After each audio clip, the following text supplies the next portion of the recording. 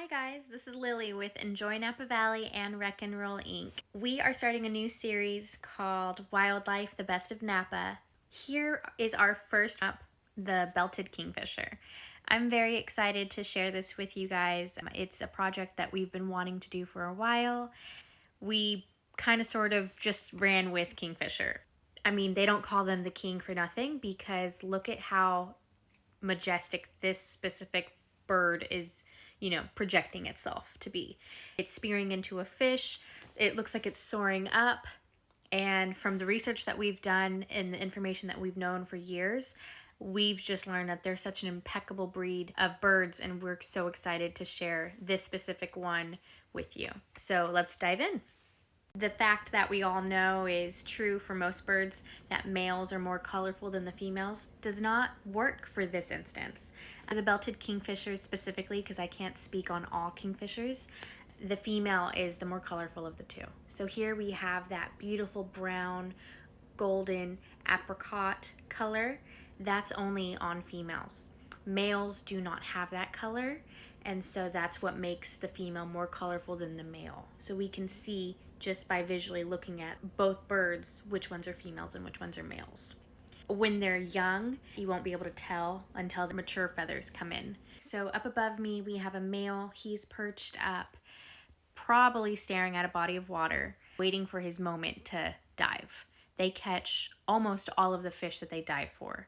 They've got impeccable eyes, their beak breaks through the water, and their beautiful spiky feathers that they've got up top, those also help break that water. They're just impeccable fishers. They're the kingfishers. I mean, they're truly the best. They have nothing really special about them from the research that I've gathered, nor anything that I've seen out of the ordinary that makes them so powerful when it comes to fishing, other than they are just naturally gifted. So there's the kingfisher waiting for his fish, waiting for his prey.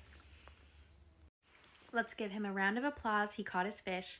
Now, two things could happen. He could either have a family and he could bring it to his female counterpart or his baby, their baby bird. In which case, if they gave it to the bird would take that fish, digest it completely, bones and all.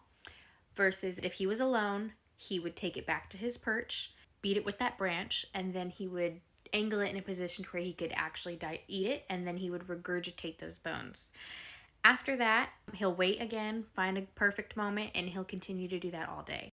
So this kingfisher is perching, waiting to dive for a fish. Before it dives, most of the time, you can catch a kingfisher flying up in the air and then flying in place until it's ready to dive. So while they're flying in place, it's not going to move around and mess with its head. Its head will stay completely still so it doesn't affect its vision while it's searching for its prey. And then once it's ready, it'll dive, make a very small splash, probably this big, honestly. It's not that big of a splash. And then it will fly back up, go back to its perch, or go back to its nest. Very interesting creatures.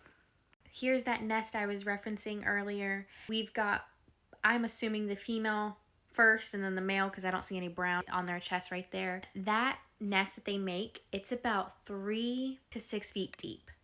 And it's angled at an incline the further you go into it. That way, if it gets to be flooded or it starts to rain, it'll drain, and then their baby can stay nice and dry. They have anywhere between 6 to 8 eggs, but they only brood 1, 2 at the max each year. So they work really hard, and if they're lucky, they get 1 to 2, and then they'll part their ways and they'll come back. They are seasonal monogamous birds. So we've had the birds that we see in the Napa River every year for the last few years. Okay, 4 things I want to talk about with their eyes. First off, they can see small fish up to 100 meters ahead. Second thing, they have 2 types of foveas that help them with their better eyesight. The main central fovea that helps them see past the refractment of the water. And then they have the axillary fovea that helps them see underwater. So that's the second and third. And then that 4th thing that I wanted to tell you, as weird as it is, they have a 3rd eyelid that helps protect their eyes underwater. Crazy, crazy. Another fact about the kingfishers are they're very, very territorial. So you'll never catch multiple groups together. You'll just catch one couple together, and they don't even hang out all the time. Again, I said that they're seasonal monogamous birds. That means that they come together for mating season, which is early March to late June, and then they'll part, and then they'll come back to that same nest. While they may need to rebuild that nest or build a completely separate nest entirely, they'll do that, but traditionally they keep a mile to 2 miles apart from the other kingfishers that aren't their mate or aren't their young. And their young only stays with them for a month, and then their young figures it out. It's a rough life for these birds. Now, the type of fish that these belted kingfishers look for, they don't really care. They don't care if it's bass, a trout, whatever. They care for a specific size. They have to be able to obviously eat it. They prefer to eat it whole and then regurgitate the bones. They don't like to pick at it. So they need to be able to, one, catch it, and then two, hit it with their branch if that's what they decide to do, feed it to their young, as well as physically take the entire fish at once. They just look for a specific size and then they'll take it. And they have been seen eating berries. It's not their main source. They don't do it often. You probably won't ever catch them do it.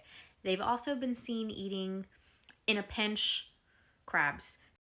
If you enjoyed this video and you want more information, you can find it on our website at enjoynapavalley.com. We're going to have more information about the kingfisher, but we'll also have other information about other wildlife. And you can call us, text us, or email us if you have any questions, comments, concerns. You can also come down to the Napa Main Street dock and see us in person, rent a kayak, and experience the kingfishers personally.